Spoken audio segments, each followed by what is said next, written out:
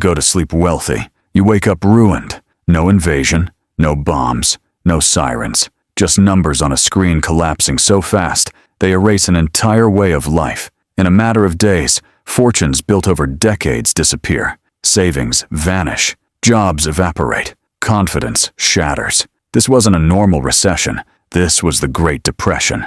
And it didn't arrive screaming. It arrived smiling.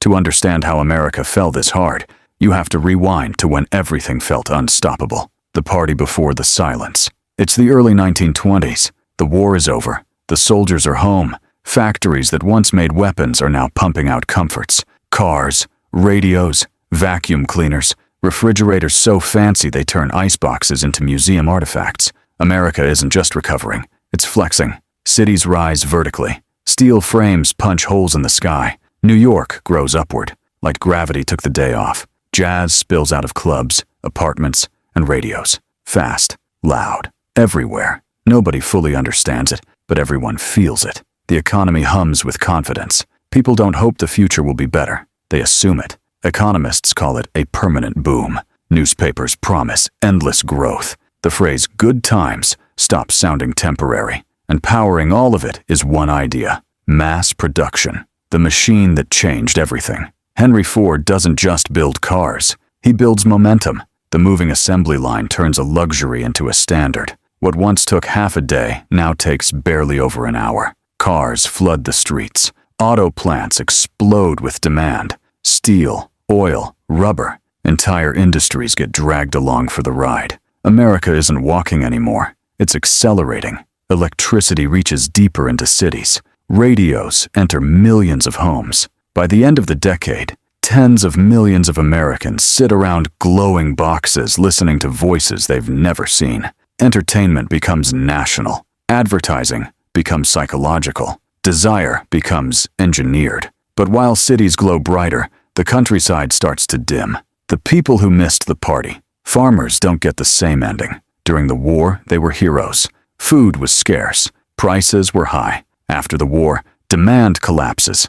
Crop prices sink. Debt rises. To survive, farmers borrow money to modernize. New tractors, new equipment. But faster farming doesn't fix falling prices. It just produces losses more efficiently. Rural America is already suffocating, quietly, while the cities celebrate. And then urban America finds a new obsession: buying things they can't afford. The rise of future money. The 1920s invent a dangerous magic trick: installment plans. Buy now, pay later. Radios, cars, furniture, even stocks. Banks hand out credit like party favors.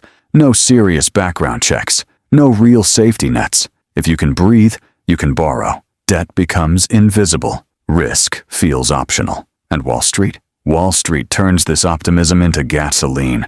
Wall Street loses its mind. The stock market stops being a place to invest.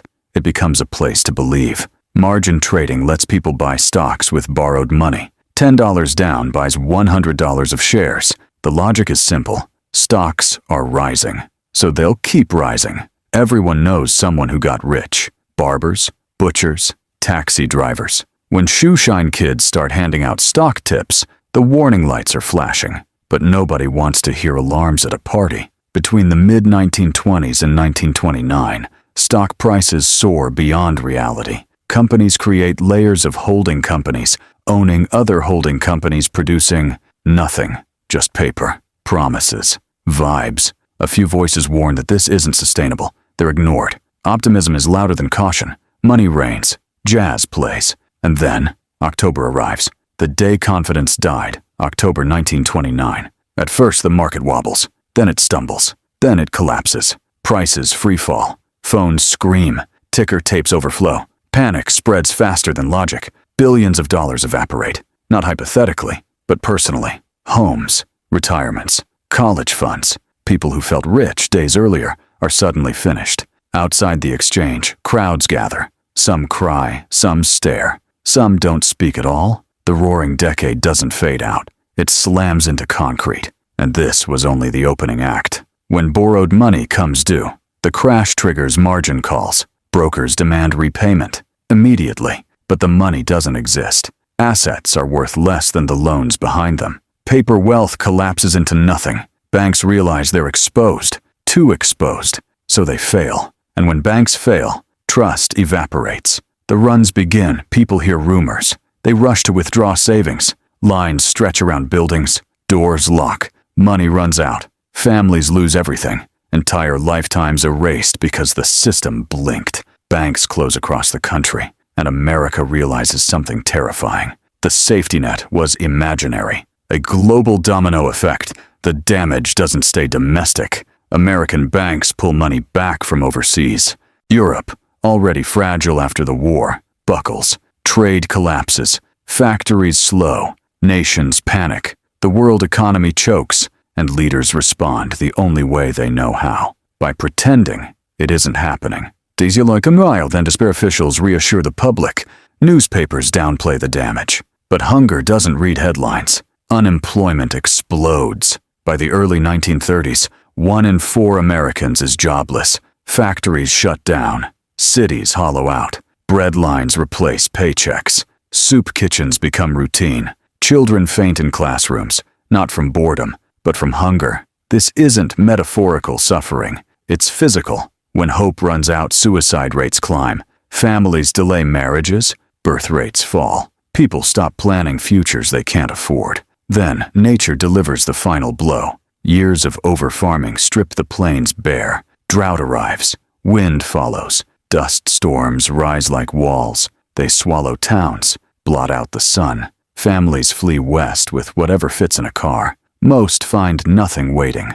Leadership meets reality. The government hesitates. Relief is limited. Aid is cautious. Shantytowns rise, mockingly named after the president. Veterans march for help. They're turned away. When force is used against them, something breaks publicly. Faith in leadership collapses. Extremism grows. Crime becomes romanticized. America isn't just poor, it's disillusioned. The shift. Then, in 1933, a new voice takes the stage. Not promising miracles, promising effort. Work programs begin. Young men plant trees, build roads, construct bridges. Electricity reaches forgotten regions. Jobs return. Not glamorous, but real. Regulations are written. Banks are restrained. Savings are protected. The system learns painfully. Slowly, numbers improve. Confidence returns. Not blindly, but cautiously. The country breathes again. The lesson America paid for the Great Depression didn't end with fireworks. It ended with work, with rules, with scars, with memory. America learned that growth without limits is a lie. That trust must be earned. That systems fail quietly before they fail loudly. And just as the nation stood back up, the world began drifting toward another storm. But that is another story.